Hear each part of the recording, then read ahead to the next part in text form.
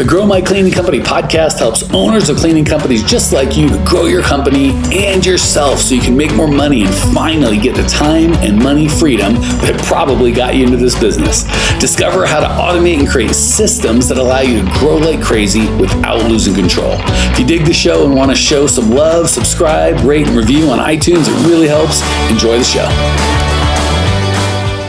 Hello, everyone. Tracey Thompson here with the amazing, incomparable Spencer Ward. Say hi, Spencer. How you doing, guys? Today, we are going to chat a little bit here with Mr. Spencer.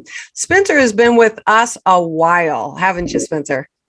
Yeah, it's been, I can't remember now. I think it's 2017. Wow. Yeah. Awesome. So in context, you'd been in business for about 5 years. In fact, I'll share with everybody listening in, Spencer started New Clean, commercial cleaning, in January 2013 in Pocatello, Idaho. Yep. And his company helps charter schools and property managers focus on what they're actually getting paid to do instead of cleaning. So just a little background on Mr. Spencer here. And we're just going to dive right in. I have some really, I think, intriguing questions that our Clean Nation inquiring minds want to know. Sweet. Ready to go? Good. Awesome. Well, before the podcast started, we were chatting a little bit about the nature of interim business versus recurring business. And I know this is a really hot topic for a lot of cleaning company owners out there. So, Spencer, maybe you can share with everyone here what your thoughts are on the difference between reoccurring, like every single month, steady business, and the interim reoccurring business that you get in spurts. Oh, did I lose you? No. Oh, no.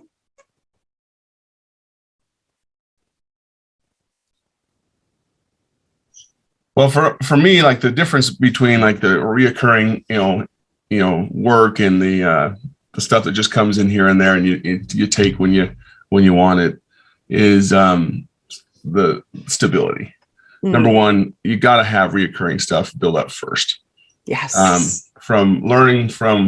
hope everyone can learn from my mistakes. From when I started, I know everyone has, you maybe have a little bit of reoccurring, but then you're like, oh, I got this big window job over here. Oh, there's a big deep clean over here. Or I can do a strip and wax over here. And you almost look at it like, oh, that's extra free money for me. And it's number one, you're like, oh, you see the dollar signs in your mind and you kind of go blind a little bit because at that point you're like, I'll take any kind of money I can get. And sometimes it works out, and sometimes you get hammered by the change of scope of work. And I'm going to talk about staffing here in a minute about the difference with those things. But I will let you guys know I took a deep cleaning job. It was probably 3 years ago, and I was even with Mike at that time, and I'm like, Mike, I've done this before. It was a contractor for the federal government. They're doing a big addition for a local outfit here. And I'm like, I've done this before. I made good money. I'm going to do it again. He's like, I don't know if you should, dude. I wouldn't do it. And I bid it out, and then they changed the scope of work on me and then threatened to sue me if I didn't go forward with the different scope of work in my current pricing. So they really hosed me, and I'm a tiny little company on their blurb. So they would crush me. So obviously I just went ahead and did it, and I was locked in with a certain price, and they hammered me. I had to take like a SBA loan to keep my business floating. Wow. And now I'm just digging myself out of debt, which we're running a good profitable business, but let that be as a reminder. Cautionary tale. A cautionary tale for you people thinking, oh man, that's an extra 60 to 80 grand. It'll take me 3 months of work. Okay, cool. Well, it was supposed to be 3 months of work. It turned into almost a year of work. Ooh. So Yeah. Well, you said some things that are really important here. And I want to point this out to Clean Nation. For all of you out there, we get it, right? Most owners have been there where things are tight. Maybe the reoccurring isn't coming in as steady as you want it. And the grass always looks greener on that one-time side, right? Yeah. And you think, gosh, I just need the money. Part of the challenge, a big part of the challenge beyond scope creep and all the other things that go along, is staffing.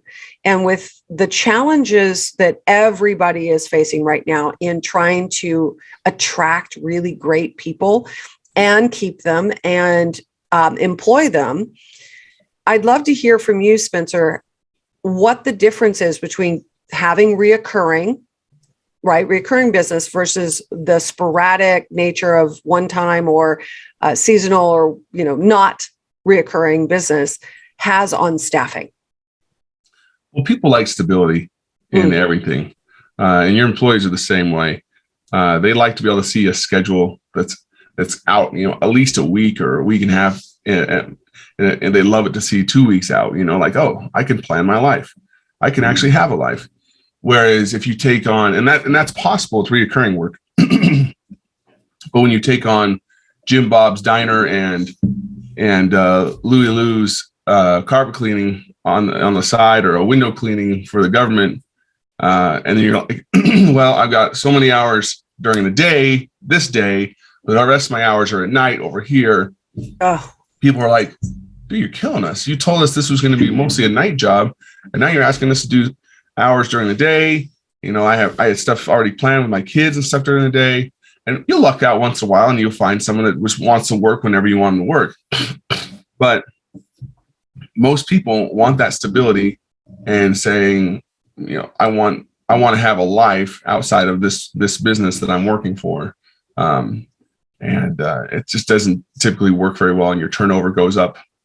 And the happiness level meter in your company, employee wise and teammate wise, goes down. And that's culture. That speaks to building culture within your company. And all of these factors really do contribute. Once upon a time, a few years back, when you could just slap up an ad, for employees and then make them jump through all these hoops and, you're the one in command and demand. It's flipped now. And the truth is, if we're going to attract and retain and keep good people, we have to change the way we're doing business, and building culture, having a really great, stable environment for them to work is really, really important. Speaking to that, I'd love to hear from someone who's been in business for a bit. You've been with Grow My Cleaning Company for a while. And you're also still in the hiring place where you need to hire consistently. What would you say is the one thing that most cleaning company owners misunderstand or don't get about the current employment environment? What do you think is one thing that's either a misunderstanding or they don't know about hiring right now? Right now, you really have to cater more towards your potential teammates. We are doing so much more hand holding right now to bring them through the steps of, hey, you hit apply on an Indeed or Facebook. Cool. Let's make sure, sending messages. Let's make sure you get signed up for our event that's on Calendly. So you have reminders coming through. Yes. And then once they get signed up for Calendly, okay, well, now Calendly sending reminders, text messages, and emails. You obviously know they're probably not getting the emails because they don't check those. So what we have done now, because of this hiring crisis, we actually have another VA texting alongside Calendly, just giving fun messages, using it, just the way we talk in our business, and and just having some fun with these people, just saying, hey, we're so excited to see you this upcoming interview. If you're really sick and tired of people looking over your shoulder every second, making sure you're doing the right job, this is a place for you, blah, blah, blah, blah. And we're getting a higher turnout because of that. So the big thing for us, I would say the biggest thing that people are not doing is just thinking that what you've done the last 5 years will continue to work today. And if it's not working today, oh, well, I guess I'm just going to give up because there's nothing else I can do, because this used to work all the time, and now it's not. And I've seen companies outside of cleaning companies close up shop, and I'm like, and it's all because of staff, and I'm like, my goodness. Yeah. So no, and you said some really important things there, Spencer. I want to make sure that everybody really got this. One is, if you're still doing what you've been doing the last 5 years and it's not working, what a lot of if you're still in business and you're still trying to truck along, what happens is many of you will just kind of go to warm body syndrome, right? And just kind of get a little desperate and start hiring people that you would normally never hire. And what I heard you say, Spencer, is so important. Right now, building and conveying culture, a positive, upbeat, attractive, right? Internal culture is what's really key. You don't compromise on that. You don't go backwards. That's the worst thing, right? Is now, I love that you said we have a VA that's reaching out to them and with fun, upbeat messages and inviting them in and showing that you're not just a paycheck, that you're not just some other place is just, trying to hound them to come to work for them. What it also does, it shows the employee who really does care about your core values, that also has similar core values. They want to work for and with someone who is like them and who cares. Yep. And they're not looking to just be another warm body either. Yep. So I think that's really, really important. Another thing I know that you do in that process, and this is something that came up last night in our workshop. We had a best practices workshop with all of our current members. And one thing that was a theme around hiring was how much more visible you need to be as a brand. So if you're on social media, no longer is it okay for just sit there and do nothing. No, not posting pictures, not Google My Business, updating, not having content out there. This is important more than ever, because guess what? Clients are not the only ones who are Googling you when they're applying for a job. They're going to look you up. So I know, Spencer, you and your company do a lot around that. Maybe you can share some of the things that you, as a company, that you post and where you do that, so that if somebody was wanting to come to work for you, they could look you up and find you. Yeah, we try to keep things up to date on Google My Business. Try to at least do some new picture or something every month. We need to be better with our social media, but when we do post stuff, it really speaks like volumes. Like, we just had a Christmas party and we had a photographer there with it, had like our old background, Merry Christmas and new clean. So our employees would get up there, and my management staff got up there, and we had this goofiest little pose. I put my leg up, and my operation manager was holding it, and we're just being goofballs, and we post that. We don't post the serious stuff. We post what, these are the leaders of this company. We're just having fun, so people can really see, like, wow, from the job posting, these guys seem crazy and fun. And now it's trickling down. They're seeing that same theme going across all of our platforms. Yes. Yes, exactly. You hit it right on the head, Spencer. That is exactly what everyone was saying yesterday in the workshop that we were doing. You have to be consistent around who you are, your brand, your culture, and putting that out there in more than one place. No more. Gone are the days where you just post an ad and then expect good quality people to come and to stay. And this really translates into client acquisition also, attracting clients. And I know you're in commercial, and there are a lot of commercial cleaners out there listening in today. Spencer, what would you say is one of the things that's different about today's environment in attracting and winning bids with commercial clients that maybe Clean Nation isn't quite up to speed with yet? What do you think has changed? People are, more than ever, they're more, in tune, and they're more with what's going on. Like they're done finding people that are just going to phone it in. And we have some sales funnels on our homepage and stuff that speak the same type of theme as our hiring, as our everything else. And we've gotten some really good success from it, just because they're like, man, you guys just seem very authentic. And yeah, you're a goofball. And when we go through the funnel, like there's a video of me. And I remember one of my bigger clients I got from this was saying, you spoke exactly the things I needed to hear. I went back and watched that same video. I'm like, gosh dang, I am an idiot. That is probably one of my worst videos, but I was myself. I was just whatever. And apparently it spoke to what she needed to hear. So I didn't change it, even though I didn't think it was very good. So I just think they're in tune, and they want people that are just authentic and are going to take care of them. They don't. I think the days of the smooth sales guy are coming to an end, because they see through that. They want to see those mistakes and the bumbling and here and there. Obviously you want to seem competent, but like own stuff that you make up, make mistakes on, or if you're talking to someone, it's not a big deal to make mistakes. That's human nature. And they kind of want to see that. I love that. And you said something really important. I want to circle back around. And again, the landscape has changed. If you're doing what you did 5 years ago and expecting it to continue to work, whether it's client attraction or employee attraction, you got to rethink that, guys. Everyone out there, this is a different day and age. This is a different landscape.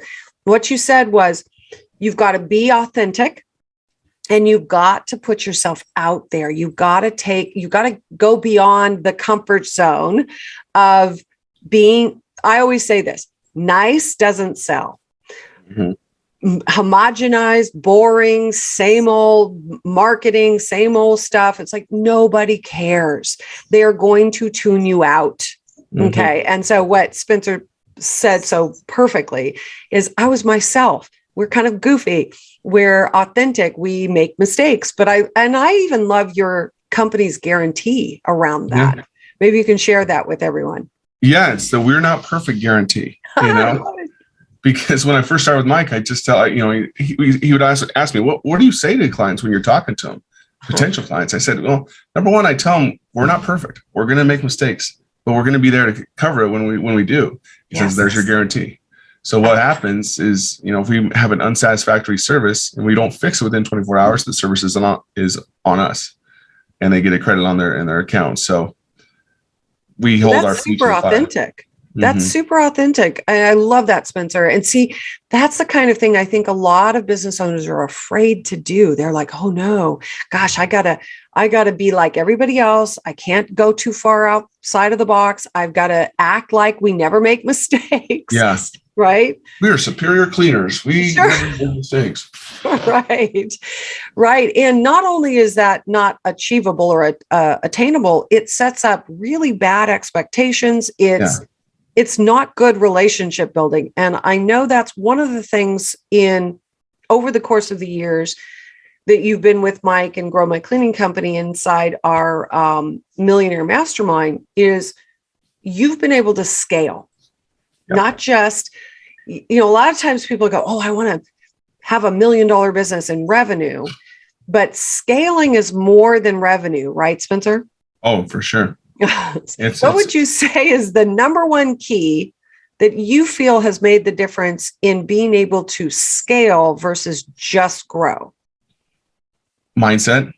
Nice. Yes. That's the big one. I felt like when I first started with Mike, I was just like frothing from the mouth, hungry. I was like, I'm out there cashing checks and snapping necks, and I'm wanting to cash more checks. But I had that drive, and I was just like, why is it not coming a little faster? Even though I was growing still. But I've just learned that through the mindset of having, there's bad times that happen, there's good times that happen. But instead of riding that bad time so far beneath the surface, it's just small dips and small raises. And that keeps me more positive and just keeps, I like to say, having an attitude of gratitude at all the time. because there's so much we have to be grateful for in our lives, our families, our health, our the roof over our heads and the food we eat. If you really look at all that kind of stuff, you start seeing that gratitude come into your life, just flood into your life. And the growth and the money, all that stuff just comes because you're the person that your clients want you to be at that point. I love that. And I, of course, as a mindset coach myself for our clients, I always say mindset comes first. It just does. Everything, believe it or not, even if you are out there thinking, just tell me what to do, the mindset doesn't have anything to do with it. The interesting thing is I know you, Spencer, and many of the other members have had this experience where Mike has taught what to do. Then there was some sort of block, right? You're like, well, okay, maybe I'll try it a different way, or let me try that later, or, I can just skip that part. And found out later that mindset didn't serve you when you implemented what you were being taught. So it wasn't a knowledge thing. It was a mindset thing, right? Yeah, exactly. It's so true. I don't really have anything else to say about that. It's just, that's exactly right. You got to have that positivity.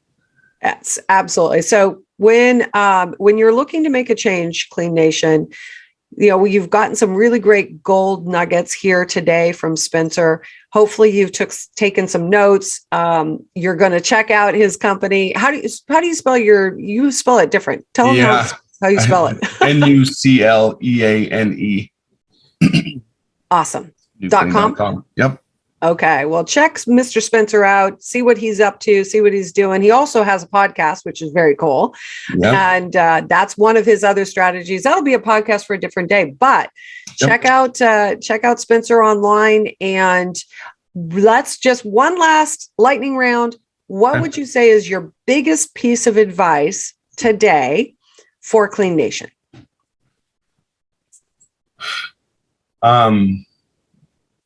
Well, in light of the passing of the late, great John Madden, I was watching something last night about him, and he said the road to Easy Street leads through the sewer.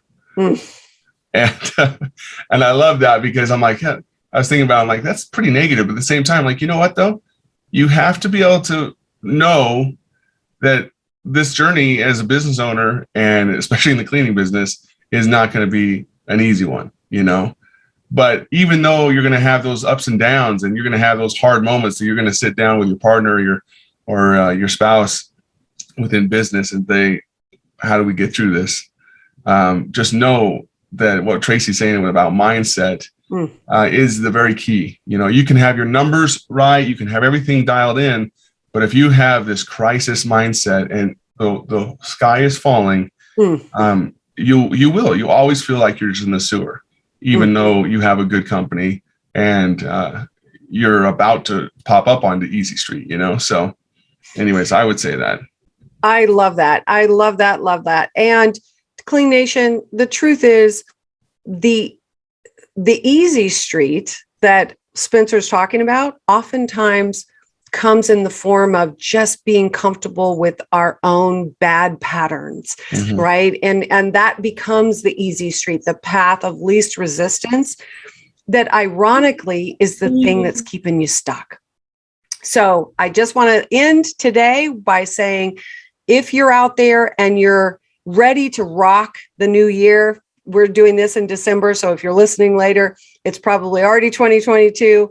But here's the thing. If you're ready to make a change, you're ready to level up, you're ready to take your business to that next level, we are here for you. We are here. So reach out, go to growmycleaningcompany.com and /talk if you'd like to have a conversation with one of our coaches and talk about what that would look like for you. We are here to help. So thank you so much, Spencer, for joining us, and we will see you on the other side. Well, here we are, the end of the podcast, and you made it. Great job. I've got a little bonus for you for sticking through with me, but like I mentioned before, if you got value out of this podcast and you want to show a little love, subscribe, rate, and review on iTunes, Spotify, wherever the heck you're listening to this thing. Share with a friend, share the love. And as a special thank you for those of you that stuck with me to the end, how about I give you my personal phone number so we can text? It's a great way for me to get to know you, your business, your goals personally. So shoot me a text now, 602-932-6431. That's 602-932-6431. I am the only one who responds to these texts, and I will personally respond to everyone I possibly can as long as this number is manned. Don't know how long we're going to keep this at the end of the podcast, so grab it now, 602-932-6431. Give me a text, say hey, can't wait to meet you.